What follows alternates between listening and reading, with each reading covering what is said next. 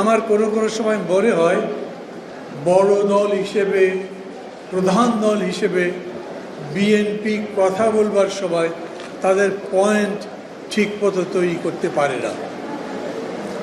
এটা একটা অদ্ভুত পরিস্থিতি চলছে। দেশে একটা সরকার আছে, এই যে 53 বছরের বাংলাদেশ সরকার ছিল, বিরোধী দলও ছিল, এখন বিরোধী দল আছে। আমি পত্রিকায় বিরোধী দল বলে কোনো দলের নাম লিখতে দেখি না। এমনকি এই যে সালাউদ্দিন আহমেদ বক্তৃতা করলেন, ওনাদের দলও বলেন আমরা এই সরকারকে সমর্থন করি। সমস্ত দলই সরকারকে সমর্থন করে। তারপরেও আবার প্রশ্ন উঠছে নির্বাচনের। কেউ কেউ নির্বাচন বিরোধিতা করছেন, কেউ কেউ আবার বলছেন নির্বাচনই দরকার নেই, 5 বছরই প্রফেসর ইউনূস ক্ষমতায় থাকুন। আমি প্রধানত এই বিষয়ের উপরে দু একটা কথা বলেই আমার কথা বলা শেষ করব। এই জন্যেই যে বর্তমান সময়ের জন্য আমি মনে করি এই কথাটা খুব জরুরি। প্রফেসর ইউনূস 5 বছর ক্ষমতায় থাকুন, চান সবাই? আপনাদের মত জিজ্ঞেস করছি আমি প্রশ্ন করছি, প্রফেসর ইউনূস নিজে 5 বছর ক্ষমতায় চান? উনি বলেছেন, উনি গতকালকেও একটা সভা করলেন, সেইখানে যে ঐকমত্য কমিশন আছে তাদেরকে ডেকে বললেন যত তাড়াতাড়ি পারো সংস্কার করে ফেলো, আমি জুনের মধ্যে নির্বাচন করে ফেলতে চাই। তো কারো সম্পর্কে যদি কথা বলতে হয় তাহলে সবার আগে তো প্রফেসর ইউনূসকে বলতে হবে। উনি সরকারের উপদেষ্টাই বলেন, আর সরকারের আশীর্বাদ পুষ্ট, এমনকি প্রফেসর ইউনূসেরও ভালোবাসায় সিক্ত যে দল গড়ে উঠছে তাদের সাথে প্রফেসর ইউনূসের কথা তো মিলছে না। সার্জিস আলম 5 বছর থাকার কথা বলেন, প্রথম উনি ওই কথা তোলেন, বাকি তার সাথে অন্যান্যরা একই কথা বলে। আর স্বরাষ্ট্র উপদেষ্টা তো বলেছেনই জনগণ নাকি 5 বছর চায়, অথচ প্রফেসর ইউনূস সেই কথা বলছেন না। এটার মানে কি?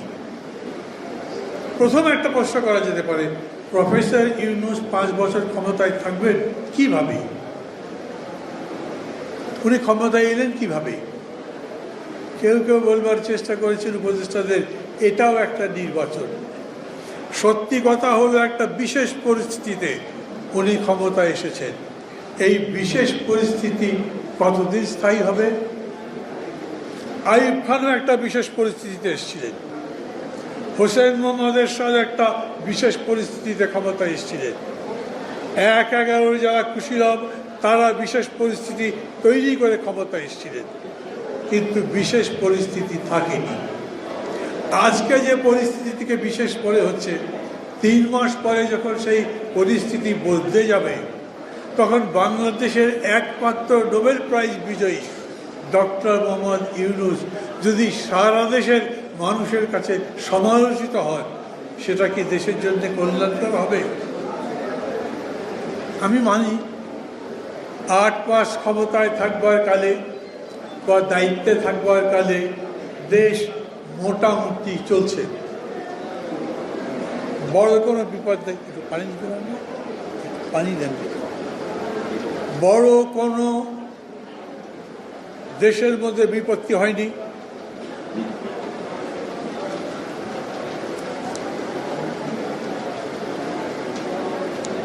বরঞ্চ ঈদের আগে যেরকম করে জিনিসের দাম কমলো, মানুষের ঈদ যাত্রা এবং ফেরাটা ভালো হলো, তাতে মানুষ মনে করেছেন ডক্টর ইউনূস তো ভালোই চালাচ্ছেন, তাকে দেওয়া উচিত।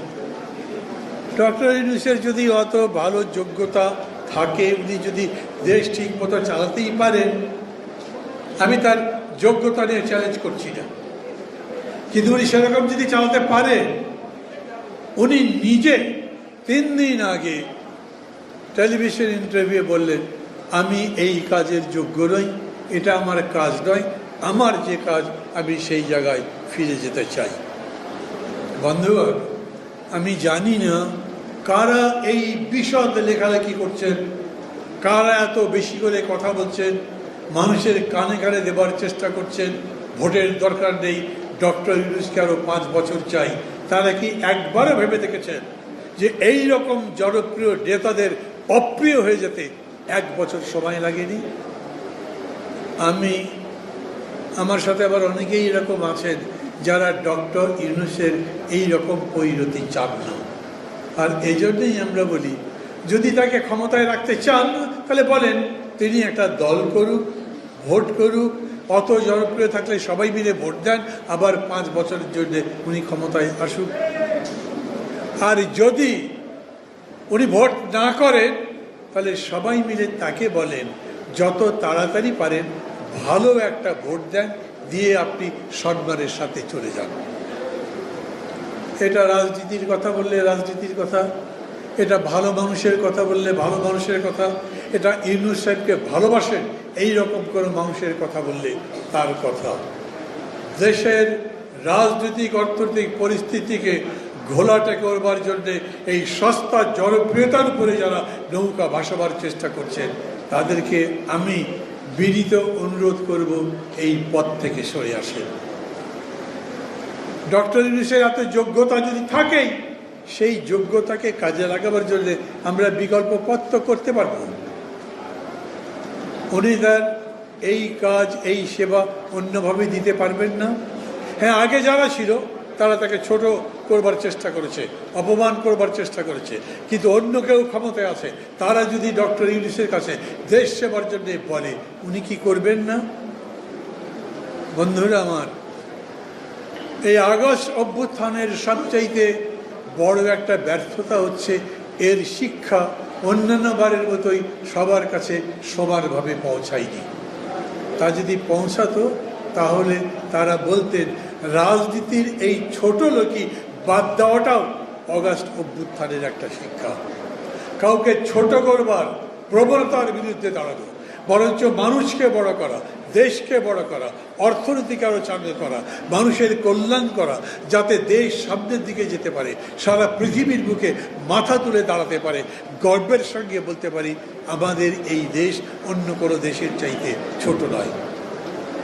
আমাদের এরকম মনে হতো না গত 15 বছরে প্রতিবেশী দেশের কাছে নতি স্বীকার না করলে, তাদের কথা না মানলে আমাদের এখানে ক্ষমতায় থাকা যাবে না, রাজনীতি করা যাবে না।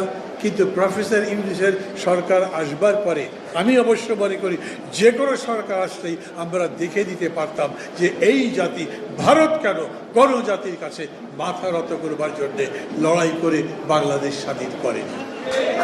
আজও আমি একই কথা বলি, এই জাতি গণতন্ত্র নির্মাণ করবে, এই জাতি আরও সামনের দিকে যাবে, আমরা আমাদের দেশকে গড়তে পারবো, এবং আমরা যেরকম করে গণতন্ত্রের কথা বলি সেই রকম করে গণতন্ত্র নির্মাণের পথে যেতে কোনো বিঘ্ন হবে না।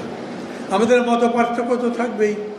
কেউ মনে করতেই পারেন আমরা একটা গণপরিষদ করে তার মাধ্যমে নতুন কনস্টিটিউশন বানাবো।